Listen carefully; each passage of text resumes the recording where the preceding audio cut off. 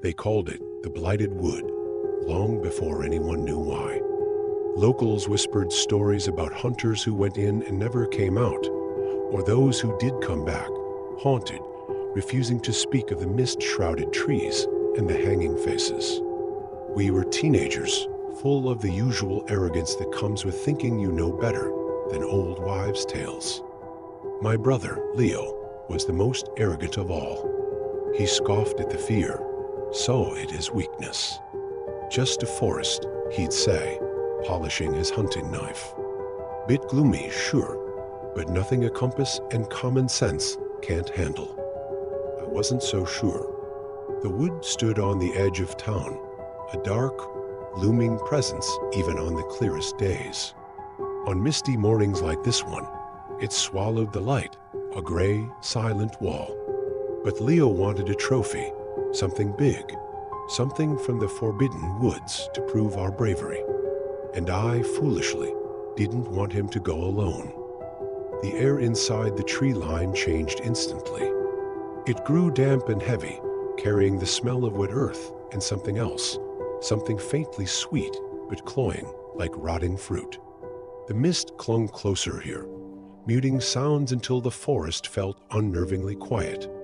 The trees themselves were wrong. Their bark was slick and black, and their branches didn't hold leaves, but instead grotesque, lumpy shapes. At first, they looked like giant, misshapen pears or gourds, hanging heavy from the limbs. But as we walked deeper, the shapes became disturbing. They were roughly the size and form of human heads, covered in a dull, leathery skin that seemed almost porous. Some were smooth, others wrinkled, and a few had indistinct bumps that hinted at features beneath the surface. They hung like morbid decorations, swaying slightly in the still air. Leo, despite his bravado, fell silent, his eyes wide as he took in the spectacle. He tried to crack a joke about Halloween decorations, but his voice was shaky. We kept walking, the mist swirling, pressing in on us, making it impossible to see more than a few yards ahead. Then, without a word, Leo veered off the path, drawn by some rustling in the undergrowth off to our left. "Just a rabbit," he called back, his voice muffled by the mist. "Be right back." I waited. The mist swirled thicker. Seconds stretched into a minute. 2. The rustling didn't return. The forest was utterly silent again, except for the drip of moisture from the unnerving, fruit-laden branches. A shiver ran down my spine, not just from the cold damp. "Leo," I called out, my voice too loud in the stillness. No answer. A knot of dread tightened in my stomach. He hadn't been gone this long for a rabbit. "Leo," I shouted again, louder this time. Only the persistent, silent drip of the mist answered me. Panic, cold and sharp, pierced through my false calm. Leo wouldn't just wander off and stay missing in a place like this. Something was wrong, terribly wrong. The oppressive silence of the woods seemed to mock me, pressing in from all sides. Every shadow in the swirling mist, suddenly, felt like a lurking presence. I started calling his name louder, my voice cracking with fear, pushing through the undergrowth where he'd disappeared. The strangely smooth, black branches seemed to reach out, snagging at my clothes. The leathery fruits swayed gently, almost imperceptibly, and for a terrifying second, I thought one of them turned slightly, its blank face pointing in my direction. I shook my head, trying to dispel the image. Just my nerves, heightened by the creepy atmosphere, but the feeling of being watched intensified with every step. I stumbled through the dense, tangling vines that snaked around the bases of the black trees. The mist disoriented me completely. I had no sense of direction, only the desperate need to find my brother. My heart hammered against my ribs like a trapped bird. I listened intently, straining to hear anything: a snapped twig, a distant shout, anything that wasn't the suffocating silence and the drip, drip, drip of moisture. Then I heard it. Not a sound I recognized initially. A low, wet, tearing noise, followed by a soft, ragged exhale. It came from just ahead, obscured by a particularly thick curtain of mist and a cluster of those awful, head-like fruits hanging low. It sounded wrong, like something being peeled. My blood ran cold. "Leo," I whispered towards the sound, barely daring to breathe. The peeling sound stopped. The ragged exhale seemed to pause. And then, from the gray curtain, I heard a low giggle. It wasn't Leo's usual laugh. It was softer, wetter, and utterly devoid of warmth or humor. It was the sound of something deeply, fundamentally wrong. My feet felt rooted to the damp earth. Every instinct screamed at me to run, to turn tail and flee this unnatural place. But the sound, the giggle, it had come from where Leo was. It had to be him. Maybe he'd found something strange. Maybe he was playing a sick joke. Hesitantly, heart pounding, I pushed aside the last veil of mist, the leathery fruits brushing against my face as I did. What I saw will forever be burned into my memory, a tableau of horror that logic still struggles to comprehend. He was sitting on the ground, leaning back against a thick root of a black tree. It was Leo. His clothes were the same, his build, his hair, but his face. He was holding the edge of his own skin near his left cheekbone, pulling it slowly downwards. The skin came away with that same wet, tearing sound I'd heard, revealing slick, glistening muscle and tissue underneath. It peeled like the rind of an orange, thick and rubbery. His eyes, Leo's eyes, were wide and fixed on me, but they held no recognition, only a chilling, vacant glee. And his lips, stretched tight over his teeth, were pulled into that same wet smile, the one that had sent shivers down my spine just moments before. The smile widened as he met my gaze. He didn't stop peeling. He just kept pulling, the flap of skin growing longer, exposing more of the raw, red horror beneath. It wasn't a mask he was removing. It was his own living face. My knees buckled. I stumbled back, gasping, choked by the sight and the sickeningly sweet smell that now seemed stronger, almost overpowering. It wasn't Leo. Not anymore. Whatever this was, wearing his skin, peeling it away with that vacant, joyful smile, it was something else entirely. And it was looking right at me. The smile didn't falter. The peeling continued, deliberate and slow, revealing more of the awful, glistening anatomy beneath Leo's familiar face. He let out another soft, ragged exhale, almost a sigh of contentment. His free hand, still holding the hunting knife he'd been polishing just hours ago, lay passive beside him, stained dark. He didn't look like he was in pain. He looked pleased, like he was finally shedding an uncomfortable suit. My mind reeled, grasping for any explanation, any way to reconcile the brother I knew with the monstrous thing sitting before me. Had he been attacked? Was this some kind of grotesque disease the forest inflicted? But the peeling, the smile, it wasn't a victim's gesture. This was something new, something terrifyingly alien wearing Leo's form. Then it spoke. Leo's voice, but distorted, flatter, without inflection, like a poor recording. It peels. So well, it rasped, the sound coming from the raw, exposed muscle as much as from the mouth. It held up the flap of skin it had peeled away, examining it with those empty, gleeful eyes. The skin looked heavy, thick, like cured leather. And then it looked back at me, that awful smile stretching wider, revealing more of its teeth. It slowly reached out a hand, not the hand holding the skin flap, but the other one, towards a cluster of the leathery fruits hanging from the tree beside it. As its fingers brushed against one of the fruits, I swear I saw a faint pulse ripple beneath its surface. The fruit seemed to swell slightly. The implication landed like a physical blow. The fruits, the forest, this thing wearing Leo's face. They were connected. And this wasn't a transformation of Leo, but a replacement using him. It wasn't just peeling off a face.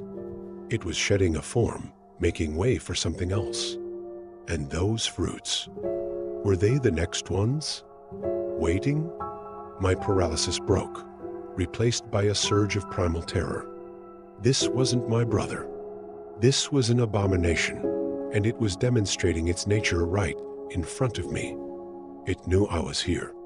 It was showing me a warning or an invitation. I didn't wait to find out. I scrambled backward, tripping over roots, my eyes locked on the horrific spectacle. My paralysis broke, replaced by a surge of primal terror. This wasn't my brother. This was an abomination, and it was demonstrating its nature right. A thing wearing Leo's face didn't immediately pursue. It just watched me, still smiling, still holding the flap of skin. But I knew, with sickening certainty, that it wouldn't stay there forever. It was making a new one, and I, the original, was the obstacle. I turned and ran, blindly, through the mist, away from the sound of that wood peeling and that chilling, silent smile, the image of Leo's face being pulled away like old paper seared into my mind. The forest seemed to close in around me, the leathery fruits on the branches like countless eyes watching my panicked retreat in front of me. It knew I was here. It was showing me a warning or an invitation. I didn't wait to find out. I scrambled backward, tripping over roots, my eyes locked on the horrific spectacle. The thing wearing Leo's face didn't immediately pursue. It just watched me, still smiling, still holding the flap of skin. But I knew, with sickening certainty, that it wouldn't stay there forever. It was making a new one, and I, the original, was the obstacle. I turned and ran, blindly, through the mist, away from the sound of that wood peeling and that chilling, silent smile, the image of Leo's face being pulled away like old paper seared into my mind. The forest seemed to close in around me, the leathery fruits on the branches like countless eyes watching my panicked retreat. I ran, lungs burning, the sound of that dreadful peeling echoing in my ears, even though I knew I must be far away by now. Every rustle, every snap of a twig sent a jolt of terror through me. I glanced back repeatedly, expecting to see a figure identical to my own emerging from the mist, pursuing me with that vacant, terrible smile. The trees seemed to press closer, their black bark gleaming faintly in the oppressive gloom. The leathery fruits, hanging from every branch, looked even more like faces now, some round and smooth, others with rough indentations that could almost pass for eyes or mouths. I imagined them ripening, swelling, waiting for their turn to drop and take shape. I crashed through a thicket of thorny vines, scraping my arms but barely registering the pain. My only thought was escape. Get out. Get out of this cursed wood. I didn't know which way to go. The mist was a disorienting shroud, a gray wall that seemed to shift and change, hiding any landmarks. I stumbled, fell, scrambled back up, my clothes torn, my hands raw. The silence of the forest was no longer empty. It felt watchful, expectant, like the woods themselves were holding their breath, waiting for the hunt to begin. Then I heard it, not the peeling this time, a low, wet slithering sound from my left. I froze, straining my ears. It stopped. Then, from my right, the same sound. And from behind me, a faint, ragged exhale. They were closing in. Not just one, multiple. Had the fruits ripened so quickly? Or were there others already formed, waiting in the depths of the wood? I turned, spinning blindly, trying to pinpoint the sounds in the dense mist. I saw a shape moving ahead, half hidden by a tree trunk. It was roughly human-sized. I couldn't make out features yet, but the way it moved was too smooth, too deliberate, unlike any animal. Another shape shifted nearby, and then, from a branch directly above me, I heard a soft thud. I looked up. One of the large, head-like fruits had dropped.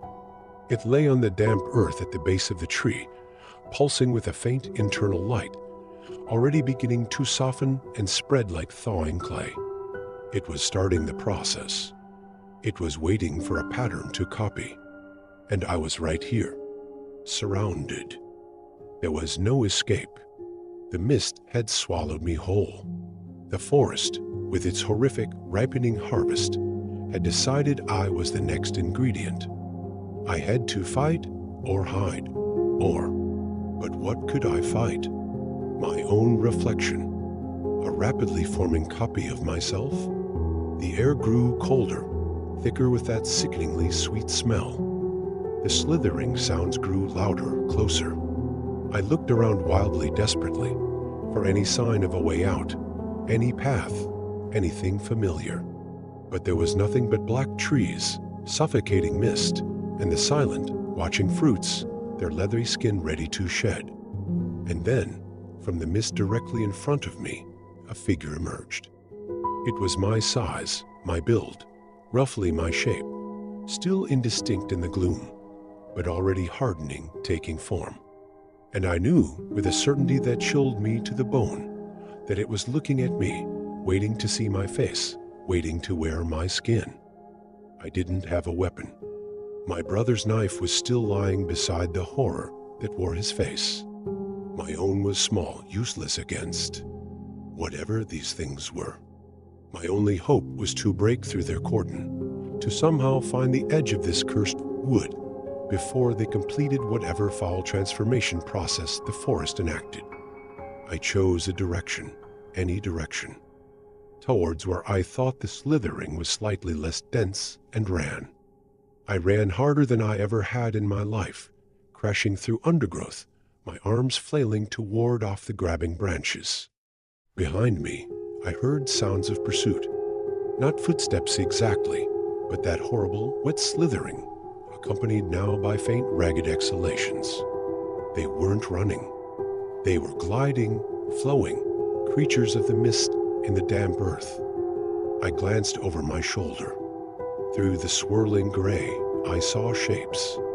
One was closer, taller, already looking disturbingly like a person, though its movements were jerky, unnatural. Another lagged further behind, its form still indistinct, shimmering like heat haze.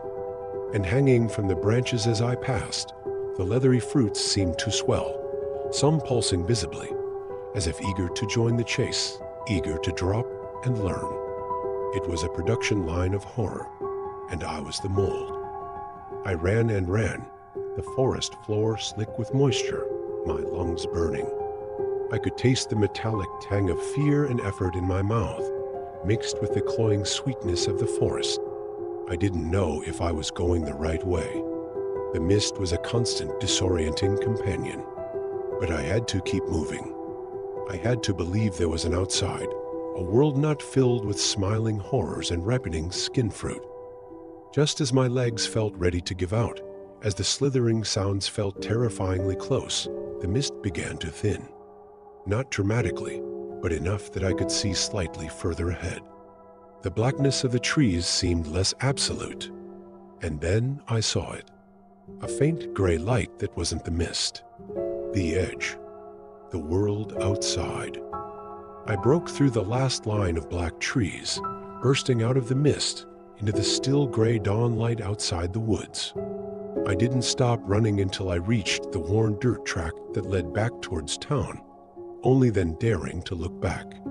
The mist rolled up to the tree line, a solid, impenetrable wall. I saw no movement, heard no sound from within. Just the silent, watchful edge of the blighted wood. I was out. I had survived. But as I stumbled down the road, Shaking uncontrollably, I felt a strange dryness on my cheek. Reaching up, my fingers brushed against my skin. It felt tight, a little too smooth. And for a sickening, fleeting moment, I wondered if I had brought a piece of the forest with me. A seed, a purpose, or perhaps if the smile I wore wasn't entirely my own anymore.